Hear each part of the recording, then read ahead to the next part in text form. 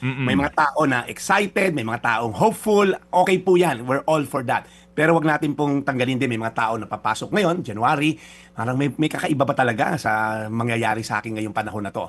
Sa alam niyo po sa Joshua, may maganda lang akong i-share sa inyo. Ang opening ng Joshua chapter 1, si Moses died, my Moses servant is dead. Now si Joshua, right? Tapos na yung season ng kanyang mentor, siya na yung magse-step in. Parang papasok siya sa isang season, katulad po natin ngayon, papasok tayo sa 2026. Maraming iba sa inyo, bagong negosyo, bagong magulang ngayon, papanganak lang ng misis mo, o baby, bagong kasal. Alam mo yon, yung parang ang laki nung responsibilidad. There's so much uncertainty sa bansa natin na nangyayari. And paano ba natin itong magkakaroon tayo ng kumpiyansa? Sabi po sa Joshua 1, versikulo 5, walang makakatalo sa'yo habang ikay nabubuhay. Sasamahan kita gaya ng pagsama ko kay Moises. Hindi kita iiwan o kaya'y pababayaan. Ang ganda po na to, no? Hindi sinabi ni God kay Joshua, huwag kang mag-alala, wala kang magiging problema. Hindi niya sinabing, huwag kang mag-alala, tatanggalin ko lahat yung problema. Hindi niya sinabi na, huwag kang mag-alala, hindi mahirap tong pagpasok mo, no? Hindi niya sinabi, hindi niya sinugarcoat. Ang binigay niya, yung presensya niya. Paano ba natin naharapin yung bagong season natin kung feeling mo nag-iisa ka? Well, unang-una po, God's promise is stronger than your opposition. Walang makakatalo sa iyo habang ikay nabubuhay, sabi ron kay Joshua. Okay, hindi sinabi ni God na walang laban na mangyayari. Hindi sinabi hindi ka matatalo. Okay? Hindi ako ang lalaban diyan. May opposition, may resistance, may battle, pero hindi sila ang may final say. Si God ang may final say. Sabi nga sa isang verse sa Romans, if God is for us, who can be against us? Kaya kung may kalaban man tayo, may opposition, may mga challenges, may trials, tandaan po natin ang presensya ng Diyos ang pangalan natin. And sabi dito, the same God who was faithful kay Moses, faithful din sa'yo. Sabi dito, sasamahan kita Joshua gaya ng pagsama ko kay Moises. Kasi nakita ni Joshua yon, humati ng dagat. Right? Nagpapaulan ng manna from heaven for 40 years. Tapos biglang may quail, may mga pugo pag gusto ng meat ng mga Israelita. For 40 years, sa gitna ng disyerto, God never fails to provide.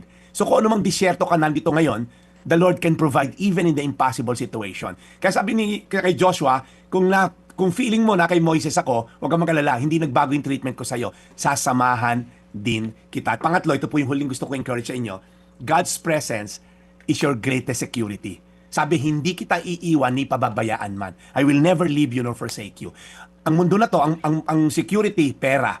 Ang security, kahon-kahon na pera, mali-maletang pera. Ang security, yung posisyon. Ang security, kung sino nakaupo sa Malacanang. Ang security, sino connection dito sa DPWH. Alam naman natin pinakita na po ngayon ng mga nangyayari sa atin, walang seguridad sa mga yan. Either magtago ka, balik ka ng passport and all, wala po seguridad sa tao. Ang seguridad, nasa Diyos. Hindi ka niya iiwanan. Nakakalaglaga na nga, di ba? Kasi wala kang sabi sa Biblia, do not put your hope in wealth, which is so uncertain. Another verse sa Bible, do not put your trust in men. Curse is the man who trusts in men. So as I end, hindi ka niya iiwanan. Hindi niya sinabi hindi ka mapapagod, hindi niya sinabi hindi ka masasaktan. Ang sinabi niya, sasamahan kita. Ang presensya mo, ang presensya ko ang magliligtas sa iyo. Joshua 1:5, wala makatatalo sa iyo habang ikay nabubuhay. Sasamahan kita. Kaya ng pagkasama ko kay Moises. Hindi kita iiwan o kaya'y pababayaan. Tayo manalangin, Panginoon, hindi man kami ganun makarelate kay Joshua, pero Lord, one way or the other, meron kaming mga season ng buhay namin na may uncertainty, may mga takot, meron Lord, hinaing, may mga failure kami ng 2025, bit-bit pa namin ngayong 2026, may mga taong ang bigat kasama, may mga taong hindi namin mapatawad, meron kaming galit sa puso na dinala pa namin ng 2026. Pero Lord, salamat dahil yung presensya mo magtatanggal ng lahat ng to. Ang presensya mo ang magbibigay sa amin ng grasya para labanan ng unforgiveness, labanan yung galit, labanan yung poot, labanan yung anger, labanan tong lust, labanan tong pornografiya na nagdudulot sa amin ng karumihan, labanan tong addiction sa sugal, sa scatter, kung ano-anong mga online sugal na nagdulot sa amin ng kapalpakan at kasamaan ng 2025. Lord, tulungan mo kami, yung pagiging chismosa namin, tanggalin niyo po this 2026. Tulungan mo kami, Lord God, mamuhay ayon sa standard mo. According to your will, may it be done, Lord God, in our lives. In Jesus' name. Brad Devotions. Amen. Panginoon mo. Today's reflection with Pastor Jeff Eliscopides.